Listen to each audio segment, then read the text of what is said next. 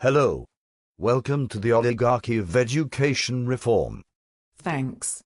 Who's Aunt Duncan?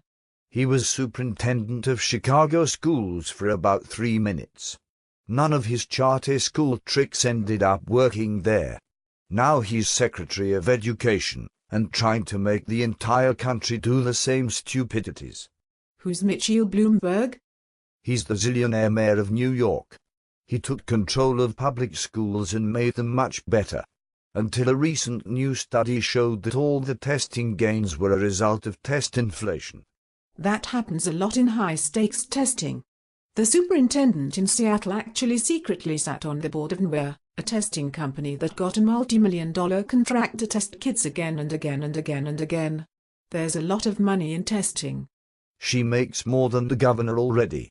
How does she have time to sit on the NWER board? Actually, she's also on the board of the Broad Foundation, which is big on charter schools. Isn't Wendy Kopp of Teach for America also on the Broad Foundation board?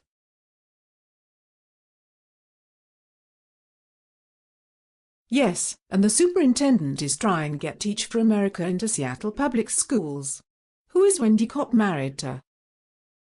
Richard Barth, director of KIPP, the country's biggest charter school company.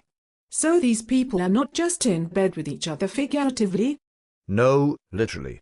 Another power couple is Michelle Rhee, soon-to-be former Chancellor of Washington, D.C. schools, and Kevin Johnson, Mayor of Sacramento. Those two know everything about public education. Michelle Rhee taught for 3 years. Do any of these people send their kids to public schools? The superintendent in Seattle does.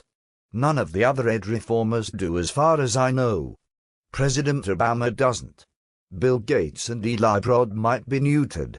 I don't think they have children.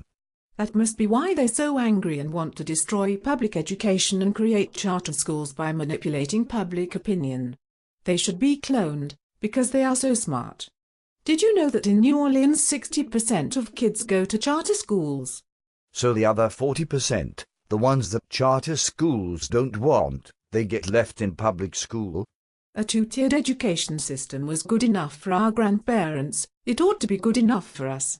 I only wish the research that shows what actually works in education would go away, so that the oligarchy could do whatever it wants. The oligarchy almost completely controls public discourse in this country. No one could ever stop the steamroller of education reform.